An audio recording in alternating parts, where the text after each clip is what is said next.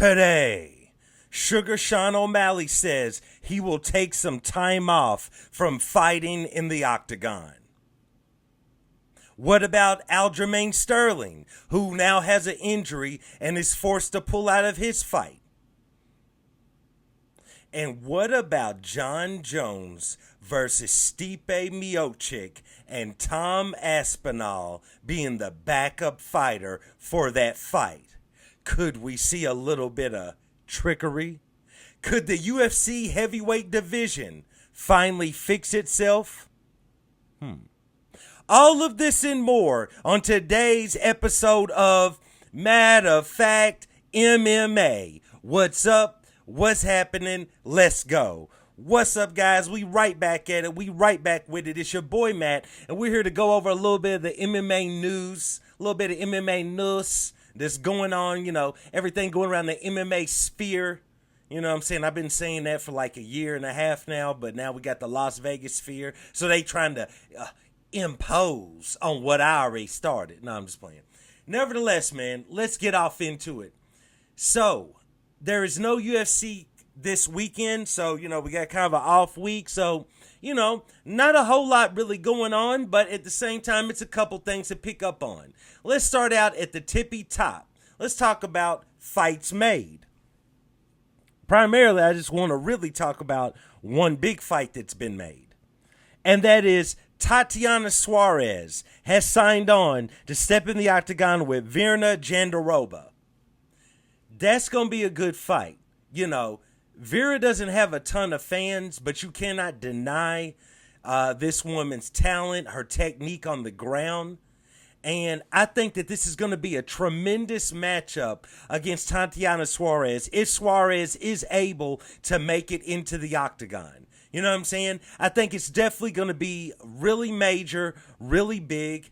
She's pretty much been in a position to get a title shot for a long time, but she gets injured. She has to take time off. The division moves on, and the UFC kind of keeps stringing her along and not giving her that title shot yet. I think that's mainly or primarily centered around the fact that she gets injured a lot, and they just want to make sure. Because, they don't want her going out there winning the belt. I'm not saying she will, but let's say she did get a title shot. She wins the belt, and then she's out for another year and a half with an injury. So, what I'm saying? They got to kind of be careful with her. Nevertheless, man, deep down they're hoping that she stays healthy, she makes it to the octagon, and she beats Jandiroba.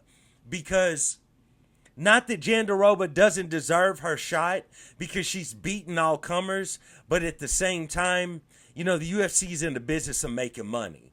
And when you're talking about Tatiana Suarez as your champion versus Virna Jandiroba as your champion, it ain't a hard decision. You know what I'm talking about? So, nevertheless, man, that fight has been signed. That should be interesting to see. Strawweight bout.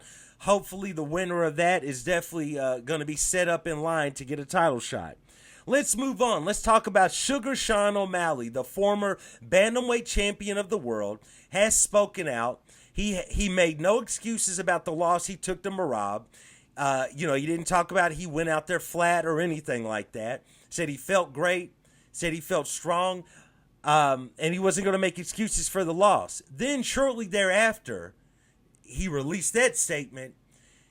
He did release another statement talking about he has some sort of a hip injury, and he's planning on possibly staying out of the octagon for maybe up to a year. Could be less, could be anywhere from 8 to 10 months, but it could be a year. Now, at first when he released it, it made it sound like he was stepping away from the sport for a year. But he has gone on to say that he won't actually be, actually stepping away. But what he is going to do is take time to make sure he has to have surgery, and he wants to make sure that this hip injury heals correctly. So, shout out to Sugar Sean O'Malley, former bantamweight champion, took that L to Merab, and we will see where he goes from here. We'll see how he bounces back. We'll see what the next episode of the Sugar Show is going to look like. Let's move on. Let's talk about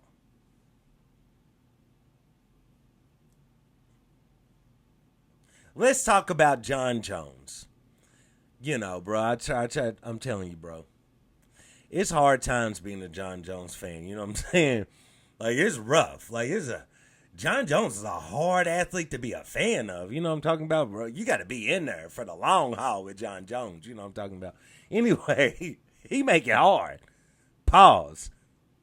But bro, I mean, so John Jones is in a recent interview says that more than likely, shout out to Wu Tang. Just thought I'd say that. Shout out to my Wu Tang shirt. Anyway, actually, it's Wu Tang Wakanda shirt. But anyway, um, John Jones has done an interview in which he said that more than likely his fight against Miocic will be his last fight. He's not for sure, but he's leaning toward that being his last fight in the octagon. So, first, my reaction to that is, what else is new, John? What else is new? I mean, John could have went about this so many other ways than the way he is going about it. I'm saying that as a John Jones fan. I mean, you know, if the Tom Aspinall fight, Tom Aspinall versus John Jones, if that is not big enough, won't do a big enough number for John to really make like some good money, I mean, bro, I don't know. I just don't see this fight with Stipe. I mean, granted, it will be in Madison Square Gardens. Maybe the first time it would have done a really good number, but I just don't see this pay-per-view unless they really stack the entire card. Tremendous prelims, really good main card, and a strong co-main event, which I guess, you got Michael Chandler and Charlie Olives, Charles Oliveira. The champion has a name. His name is Charles Oliveira. Sorry, I just want to say that. Man, I just don't see this selling as well as a fight between John and Tom. Because with that being said, if this was like 4 years ago or 3 years ago and you're trying to sell a fight between John Jones and Stipe Miocic, different cause. Different. You know what I'm saying? About 4 years ago, this would have been way different. But I feel like the fans that are really going to boost up those pay-per-view numbers, I don't feel like hardcore MMA fans or your casual MMA fans really care that much about Stipe Miocic. You know what I'm saying? Of course, as you get closer to the, Cleveland, Ohio region, which, I'm close to. I'm here in Louisville, Kentucky. Nevertheless, I just don't see that selling well. And I know it's not really about money for John. It's about legacy. But man, it just seems like Stipe is so much out of favor with your hardcore MMA fan or your casual MMA fan that nobody would really care for real if he goes out there and waxes Stipe. Nevertheless, only other little piece of news to go along with that is Tom Aspinall has been named the backup fighter for the fight. Now this right here, look, there's a little bit of room. Follow me, matter of fact, MMA fans. There's a little bit of room for a little bit of trickery. You know what I'm talking about in this. If Tom Aspinall is going to be the backup fighter, bro, Tom Aspinall needs to pay someone to Nancy Kerrigan Stipe's knee. Okay, follow what I'm saying. I know, but somebody needs to Nancy Kerrigan his knee so Tom Aspinall can replace him. Or, Dana White, come a little bit closer. Dana White, come a little bit closer. Come a little bit closer, Dana White. Look, Dana, this is your time. This is your chance. You're like 400 million up in the game. Okay? Slide Stipe Miocic. You know what I'm saying? Slide him some cash that's worth it. Some step aside money. Those of you all who follow boxing, you've heard of this term before. If you don't follow boxing, look it up. Step aside money. You know, boxing has a lot of mandatory fights that need to be made. And every now and then the mandatory is so boring and nobody wants to see it. And another guy comes in that boxing promoters want to see against the champion. What do? They send him a little envelope under the table, little step aside money. You sit back over here.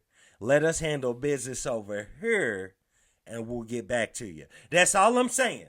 That's all I'm saying. We finally had the chance. We finally got the chance to get John Jones and Tom Aspinall. There's a slight chance. Dana White, holler at me. You can make this happen, Dana. Nevertheless, only other news, and it's not really big news. Aljamain Sterling is pulled out of his fight with Movsar Evloev. He's pulled out of the fight. Some sort of an injury. I don't know if he's disclosed the injury, but he's pulled out of the fight. I find that to be very, very interesting because that was going to be a tough fight for Aljo. And Aljo doesn't strike me as a guy that's scared of a tough fight, but that was going to be a tough fight for Aljo. But I don't know. Who knows, man? This is new and improved featherweight Aljo, so he might go out there and wax a few people. I don't know. So that'll be interesting. He says he hopes to be ready to fight by this December, or late December, maybe early January. So we will see how all that shapes out. Nevertheless, man, just wanted to come in, talk to you guys for a little bit, let you know about a little bit of news that I had found out about. Also let you know about the trickery that could go down in the Tom Aspinall, John Jones, Stipe Miocic triangle. You know what I'm saying? Dana White, let's make it happen. Little envelope under the table, little step aside money. We can get John versus Tom Aspinall. Holler at me, Dana White. I can make a good solid plan for you if you need me to. Nevertheless, please like, subscribe, comment. Let me know what you think. Let me know if Dana White should slide an envelope to Stipe Miocic to step to the side.